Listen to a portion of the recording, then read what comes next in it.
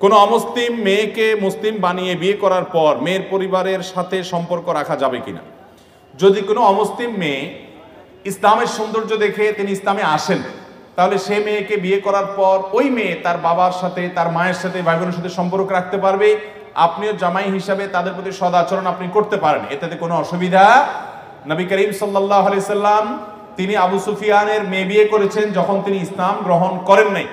নবী করিম সাল্লাল্লাহু আলাইহি সাল্লামের বাসায় তিনি এসেছেন, নবী সাল্লাল্লাহু আলাইহি সাল্লাম সেটাকে অ্যালাউ করেছেন এবং মেয়েও তার বাবাকে বসতে দিয়েছেন এবং খাতির যত্ন করেছেন। এখান থেকে বোঝা যায় যে কেউ যদি অমুসলিম থেকে ইসলামে আসেন তাহলে তার পরিবারের সাথে সুসম্পর্ক বজায় রাখতে কোনো অসুবিধা নাই, বরং বাবা মার প্রতি সদাচরণ অমুসলিম হলেও করতে হবে। আল্লাহ বলেছেন ওয়াসাহিবহুমা ফিদ দুনিয়া মারুফা, তারা যদি মুশরিক হয় তারপরেও দুনিয়াতে তাদের সাথে সুন্দরভাবে জীবনযাপন করবে।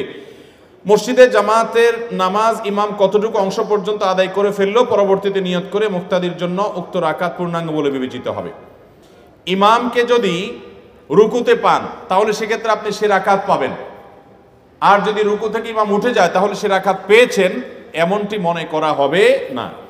আমি একটি সংগঠনে কাজ করি, রক্তদান থেকে শুরু করে অসহায় মানুষকে সাহায্য করার চেষ্টা করি এবং মানুষকে উৎসাহিত করার জন্য সেই ছবি পোস্ট করি ফেসবুক ইত্যাদিতে। এতে অনেকে বলে ছবি পোস্ট করলে নাকি দান কবুল হবে না, ইসলাম কি বলে? দেখুন, ইন্নামাল আমালু বিন্নিয়াত, প্রত্যেকটা আমল নিয়তের উপর নির্ভর করে। আপনি কেন করছেন এটা বড় কথা। আজকাল তো এমন কোনো নেকামল পাওয়া কঠিন হয় যে নেকামল ফেসবুকে আপলোড করা হয় না, ঠিক কিনা বলেন? যেই কোনো ভালো কাজ করতে পারলে একটা ছবি তুলে ফেসবুকে একটা পোস্ট করে কিছু লাইক কমেন্টের ব্যবসা হয়, কিছু বাহবা পাওয়াই হয়। যদি ব্যাপারটা এমন হয় যে আপনি চ্যারিটি প্রতিষ্ঠানে মানুষের দানের টাকা এটা করেছেন, তাহলে সেক্ষেত্রে মানুষের কাছে জব দিয়ে করার জন্য করেছেন।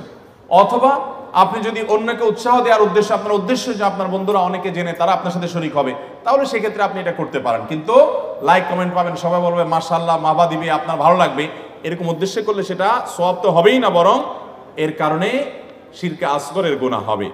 বৃদ্ধাশ্রম করা কি জায়েজ? বৃদ্ধাশ্রম ও এতিমখানার জন্য একটি জমি দান করা হয়েছে, এখন স্থাপনা করার সামর্থ্য নেই, জমিটি পড়ে আছে, জমিটিতে ফসল ফলিয়ে ভোগ করা যাবে কিনা এবং অন্য খাতে ফসলের ব্যয় করা যাবে কিনা। যদি কেউ দান করে থাকেন তাহলে সেক্ষেত্রে ওইটাতে ফসল ফলানো যাবে, ফসলের কাজ যেই খাতে দান করেছে ওই কাজে ব্যয় করবেন।